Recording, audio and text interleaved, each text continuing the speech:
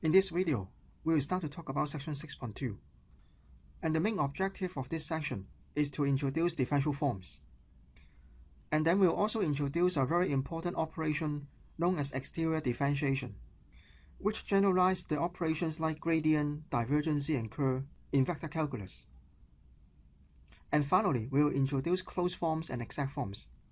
And they are not only important in analysis, but also important in global topology.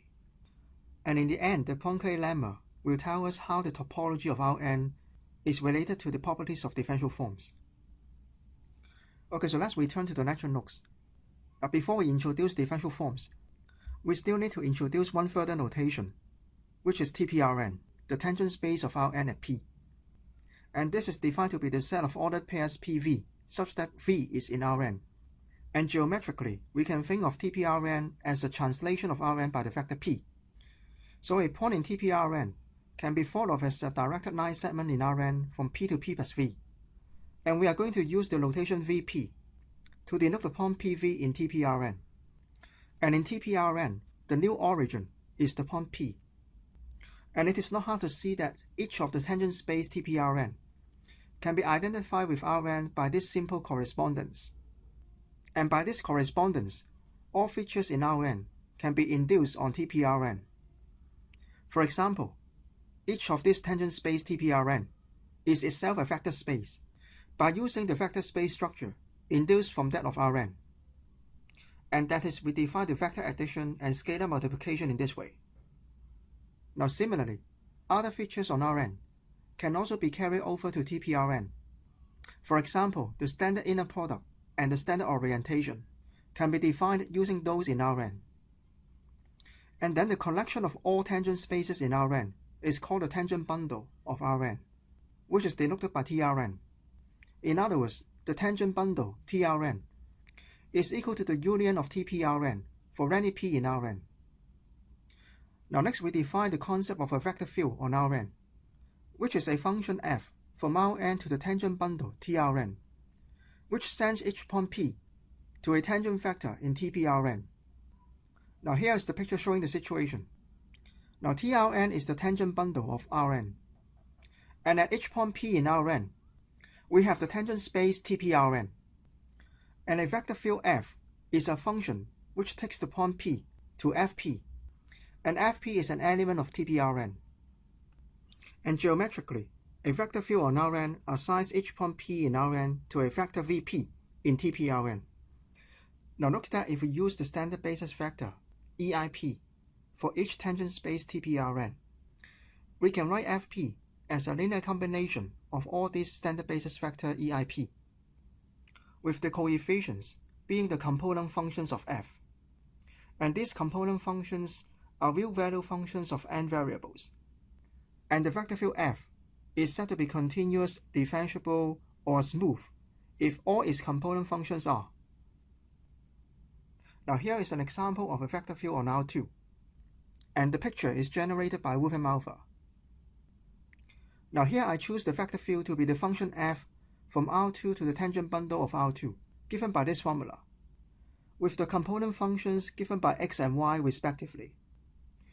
And geometrically, this vector field means that at each point xy in R2, we assign a vector xy in the tangent space Txy R2. Now the next remark in the lecture notes tells us that we can extend the concept of the tangent space, the tangent bundle, and the vector field to any open set U of Rn, and not necessarily the entire Rn. And I will leave it to you to read this part. And next we introduce two operations that apply on vector fields, and they are the divergence and curl. The divergence of a vector field is defined to be the summation of all the partial derivatives of the component function fi with respect to the variable xi. And in the special case when n equals 3, we define the curl of a vector field in the following. Now I believe that you have learned this in multivariable calculus, and later in this section, we will relate these concepts with differential forms. Now the next thing we want to do is to generalize all this construction by replacing each tangent space TPRn with another vector space, which is going to be the space of alternating K tensors on TPRn. and such a generalization will be crucial in the definition of differential forms. Now recall that in Theorem 6.14, we have constructed a basis for the space of alternating K-tensors for any vector space V. So we can apply the theorem to construct a basis for the space of alternating K-tensors on the dual space of TPRN. And here is the basis. And it follows that every alternating K-tensors on the dual space of TPRN can be written as this linear combination, where these omega I1 to ik are real value functions. Okay, we are now ready to define a differential form. A differential K form, or simply a K form omega on Rn, is this function, which sends every point P in Rn to omega P, which is an alternating K-tensor on the dual space TPRN. And we use this notation, omega KRn, to denote the set of all K forms on Rn. Now here is a comparison between the two concepts we introduced in this section. The first one is for vector fields, and they are functions f from Rn to the tangent bundle of Rn, which is the union of all the tangent space TPRN. And geometrically, a vector field assigns each point P in Rn to a vector Fp in TPRN. And then we have the generalization to differential forms, which is a function omega from Rn to the union of the space of alternating K-tensors on Tp star Rn for any P in Rn. Now analogously, differential K forms assign each point P in Rn to an alternating K-tensor, but not a vector. Now in the special case when k equal to 1, since we have the alternating 1 tensors is equal to the dual space of TPRN, and hence we can say that 1 forms are dual to vector fields.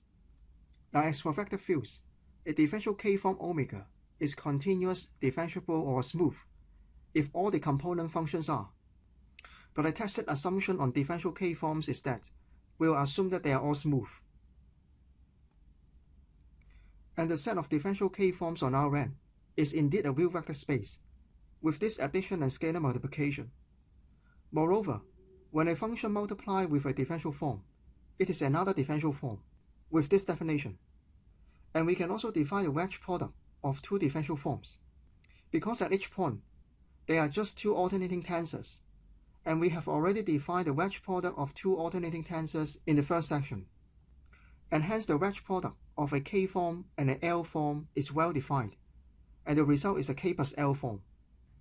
Now another convention here is that we will consider functions as zero forms, and write the space of zero forms on Rn to be the space of all smooth functions on Rn. And in this regard, functions are differential zero forms, and hence it makes sense to talk about the wedge product of two functions. And in this special case, the wedge product of two functions at the point P is nothing but the product of the two functions applied at the point P. And we also define the wedge product of a function with a differential K form to be the multiplication of the function with the K form. Now the final remark is that all K forms on Rn for different values of K are collectively known as differential forms on Rn. Now next we will see some examples of differential forms. And our first example is constructed by differentiating any real value function f. Now here is the detail. Let f be a differentiable function from Rn to R. And hence we know that for any P in Rn, the derivative dfp is a linear map from Rn to R. And by definition, dfp is a 1 tensor on Rn, which is also an alternating 1 tensor on Rn, since when k equal to 1, these two spaces are the same. And next I define a map df from Rn to the union of all the alternating 1 tensors on Tp star Rn, which sends any point P to an alternating 1 tensor dfp, such that when dfp applied to any vector Vp in TPRN, the result is the derivative of f at P applied to V, or in this case is the same as the inner product of the gradient of f at P with the vector V. And by this construction using the derivative, we actually produce a 1 form on Rn, and we call this the differential of f. And it is also clear from the geometric point of view, the differential 1 form dfp applied to the vector Vp in TPRN is nothing but the directional derivative of f in the direction of V at the point P. Now here is a special example we can consider those function f to be the coordinate functions or the projection functions from Rn to R. So these are the functions pi I which extract the ith coordinate. And then use the construction we discussed earlier. The differential of pi I at any point P applied to any vector Vp in Tp_Rn is equal to the derivative of pi I at P applied to V. But then this is equal to pi I applied to V, because we all know that pi I is a linear map, and hence d pi ip is equal to pi I. And then when pi I applies to V, it simply extracts the ith coordinates. And for convenience, it turns out that it is better to rename these coordinate functions pi I as xi. And after renaming, we obtain dfi at P applied to Vp is equal to alpha I, which is the ith coordinates of V. And in particular, if we consider those vectors Vp to be the standard basis vector in Tp_Rn, we will get this one. And this is because we are extracting the ith coordinate of Ej, which will be 0 unless I equal to j, and this is exactly equal to the Kronecker delta Ij.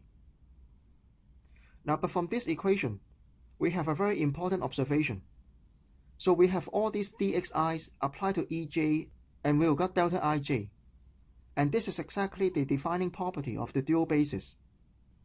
And hence we can conclude that this collection of differentials is the dual basis of the standard basis vector in Tp_Rn. And once we have this dual basis, every differential form can be expressed as a linear combination of the wedge product of some of these by theorem 6.14.